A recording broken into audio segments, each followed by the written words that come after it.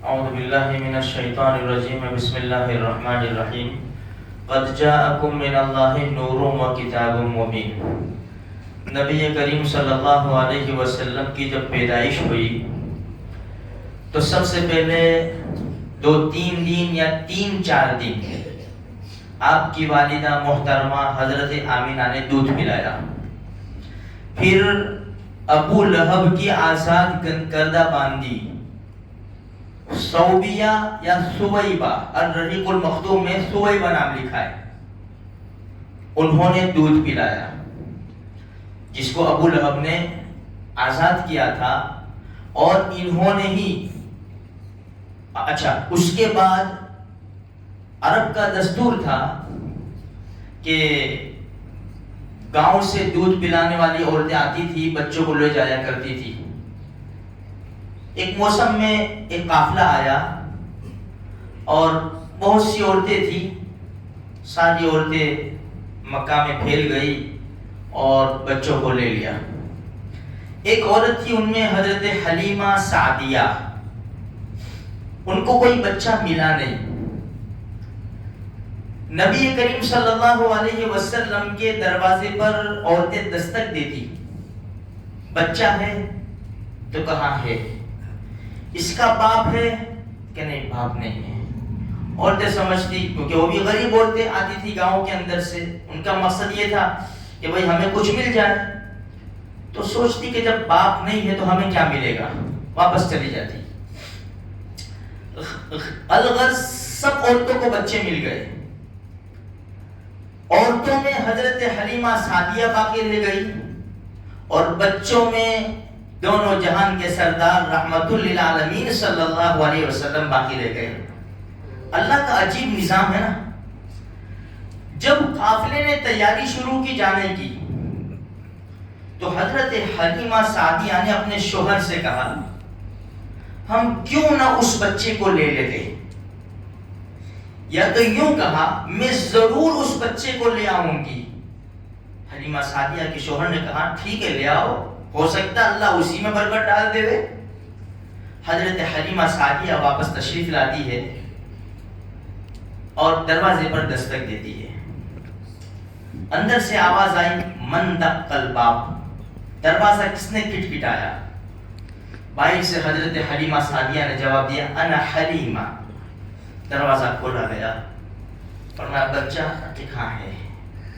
فرمایا مجھے بتا دو بچے کو۔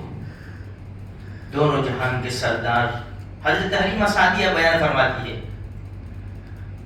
کہ جب میں گھر میں گھسی تو عجیب قسم کی روشنی دیکھی میں نے حضرت آمینہ سے کہا، بہت سارے چراغ جلا لیے آپ نے؟ فرمایا کوئی چراغ نہیں جلایا۔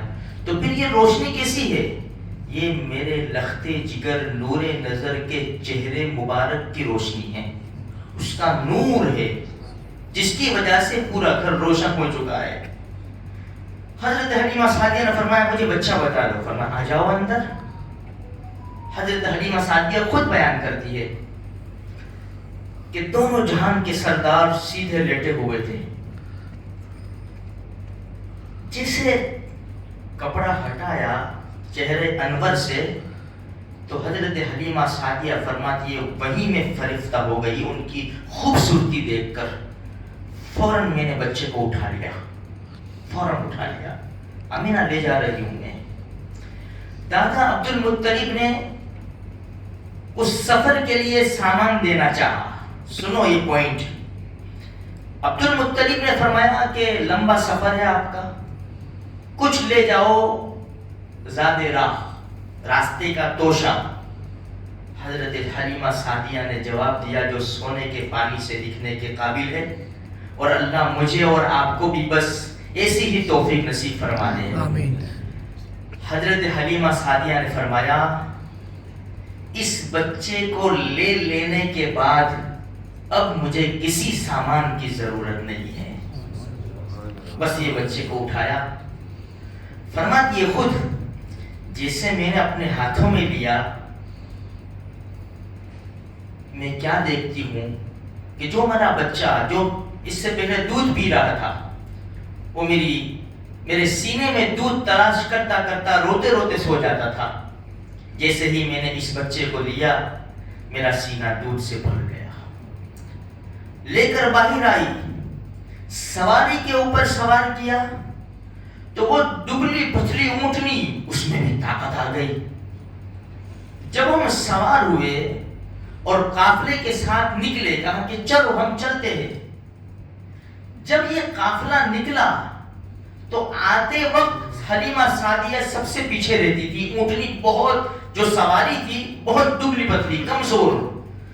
لوگ آگے جا کے کھڑے ہو جاتے تھے, حضرت حلیمہ سعدیہ کا انتظار کرتے تھے, بھائی آ جاوے پھر ہم ساتھ میں نکلے. جب جا رہے ہیں تو یہ جو سواری تھی دبلی پتلی حضرت حلیمہ سعدیہ کی, ہوا سے باتیں کرنے لگی تیز رفتار.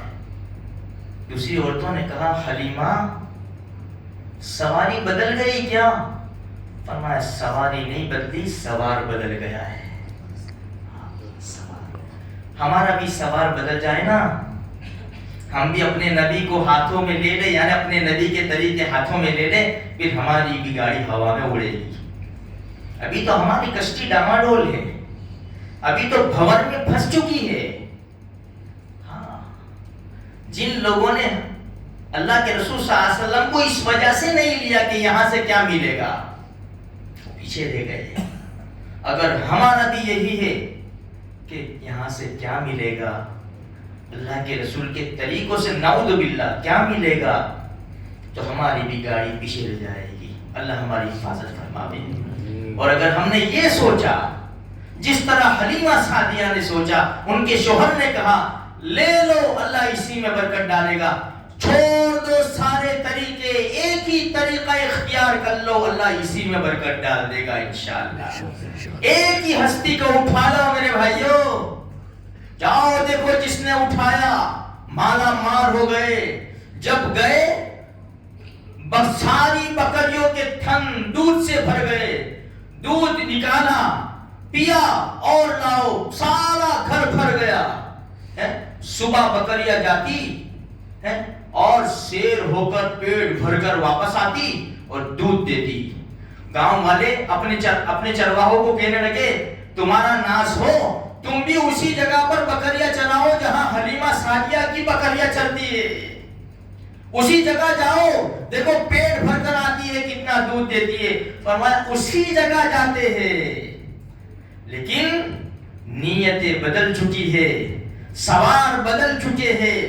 ہم بھی اسی بازار میں ہیں جہاں پر سارے بازار میں لوگ ہیں. کوئی کہتا ہے بزنس نہیں ہے تو کوئی کہتا ہے اللہ کا بہت بڑا احسان ہے. منڈی کا زمانہ ہے, بونی تک نہیں ہوتی تو پڑوس والا کہتا ہے اللہ کا بہت بڑا احسان ہے, میرا گزارا ہو جاتا ہے. کیوں؟ نیتیں بدلی ہوئی ہے میرے بھائیوں.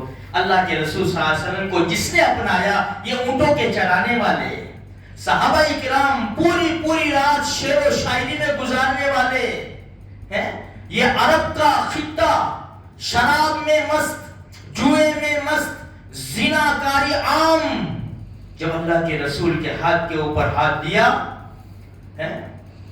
تو سوئے ہوئے ہیں سرزمین مدینہ منورہ میں, تکیہ ہے اینٹ, پیمند لگے ہوئے ہیں, 22 لاکھ مربع میل پر حکومت ہے, اور بڑی بڑی دنیا کی طاقتیں خطاب کے بیٹے عمر رضی اللہ تعالیٰ عنہ کے نام سے کانپ رہی ہے.